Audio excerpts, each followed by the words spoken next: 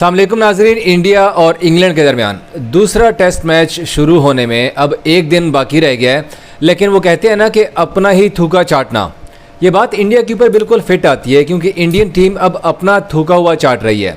चंद दिन पहले तक यही इंडियन टीम थी जो कि कहती थी कि बेसबॉल कुछ भी नहीं है, बेसबॉल को हम उड़ा के रख देंगे और बेसबॉल ये है, बेसबॉल वो है। लेकिन अब इंडियन टीम उसी बेसबॉल को मान रही है।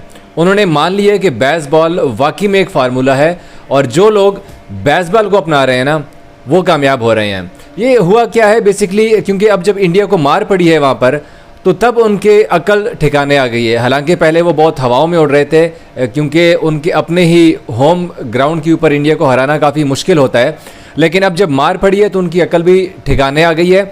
तो वही बेसबॉल फार्मूला जो कि चंद दिन पहले तक वो लोग कह रहे थे कि ये कुछ भी नहीं है, हम बेसबॉल की ऐसी की तैसी कर देंगे, अब वो भी उसी लाइन पर आ गए हैं क्योंकि अब उनको पता चल गया कि नहीं, बेसबॉल में वाकई कुछ है। आपको पता है ना कि जब पहला टेस्ट मैच इंडिया की टीम हारी है तो उनके डगआउट में क्या हुआ, जो कोच है उनके राहुल द्रविड़ और कप्तान रोहित शर्मा ने क्या क्या बातें की है, ये तमाम तर चीज़ें मैं आपको बताऊंगा। और बेसबॉल के ऊपर उन्होंने क्या कहा है अभी, द्रविड़ उन्हें कहते हैं खिलाड़ियों को कि अब, और रोहित शर्मा दोनों ने खिलाड़ियों की जो मीटिंग हुई है, टीम मीटिंग, उसमें उन्होंने कहा कि आप खुलकर खेलें, जो आपका ओरिजिनल स्टाइल है वही अपनाएं, जिस तरह आप खेलते हैं नेट में बिल्कुल उसी तरह से आपने ग्राउंड में खेलना है। और यही चीज़ तो मैकलम पिछले 2 सालों से अपनी टीम को बताते आ रहे हैं कि आपके अंदर जो टैलेंट है ना उसको सामने लेके आएँ, आपने डरना नहीं है, आपने फेलियर से नहीं डरना, जो आपको आता है आपने वही खेलना है। और एज़ पर मैकलम जो बेसबॉल उनका फार्मूला है, उनके 3 मेन पॉइंट्स हैं,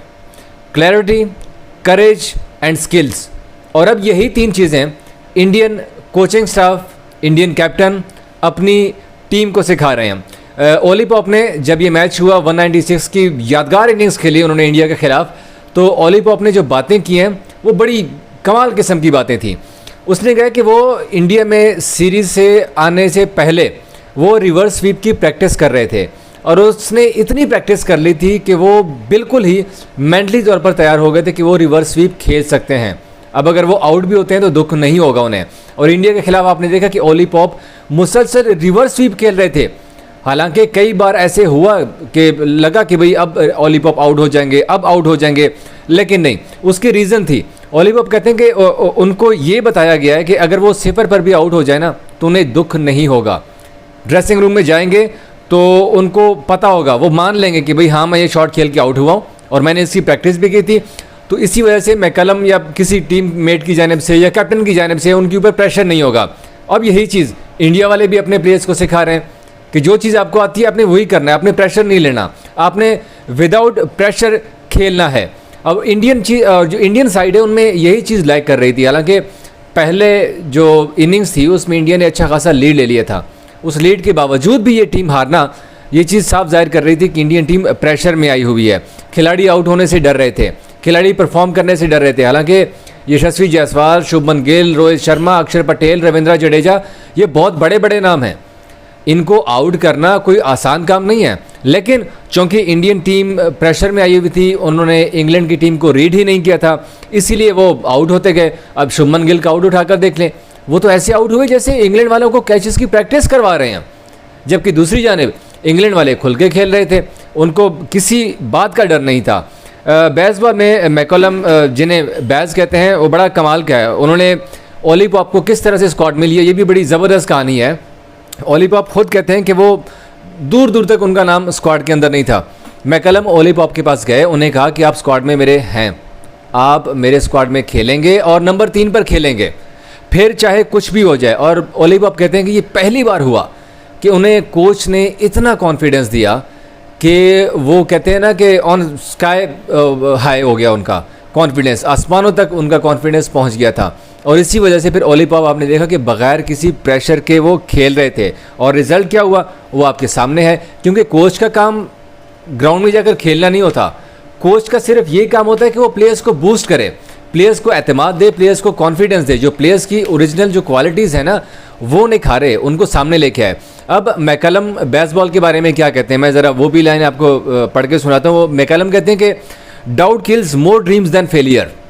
अगर आपके जहन में किसी चीज़ के बारे में डाउट है ना तो वो डाउट आपको मार देता है। जबकि अगर आप नाकाम होते हैं तो उसका कोई इशू नहीं है। वो कहते हैं कि I genuinely believe that even if you fail you will learn something from it, so you progress, you go better. It's okay to fail. For me, it's not okay to not have a go at something. It's not okay to leave your talent unflourished because you are scared to do something. तो ये McCullum ने जो England की team की इस वक्त कामयाबी का जो राज है ना, वो मैकलम ने इसी 2-3 लाइनों के अंदर बता दिया है। वो अपने प्लेयर्स को कहते हैं कि जो आपके अंदर टैलेंट है उसको सामने लेके आओ, उसको फ्लरिश करो। अगर आपने ये नहीं सोचना कि आप 0 पे आउट हुए, आप 50 पे आउट हुए, आपने 100 किया, आपने 200 किया, इस चीज़ की आपने टेंशन नहीं लेनी।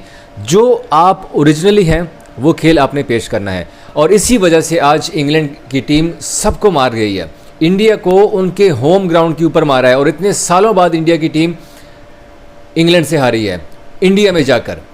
तो ये सारी चीज़ें हैं। अब इंडिया की टीम मजबूर हो चुकी है। वही इंडियन टीम जो कि बड़ी बड़ी बातें कर रही थी, बड़े बड़े दावे कर रही थी इंग्लैंड की टीम के खिलाफ, यूँ लग रहा था कि जैसे वो इंग्लैंड की टीम को कुछ समझते ही नहीं है। लेकिन अब जो इंग्लैंड की टीम है उन्होंने मज़ीद अपना जो स्ट्रेंथ है वो मजबूत कर लिया है। शुएब बशीर वापस आ चुके हैं, अब शुएब बशीर भी खेलेंगे। जबकि इंडिया की स्क्वाड में ज़ाहिर सी बात है विराट कोहली भी नहीं है, केएल राहुल और रविंद्र जडेजा इंजरी की वजह से बाहर हो चुके हैं, अब वो भी नहीं खेलेंगे। अब देखना यह है कि इंडिया की टीम दूसरे टेस्ट मैच में क्या करती है, क्योंकि उनके लिए बहुत सारी मुश्किलात आने वाली हैं। Thank you.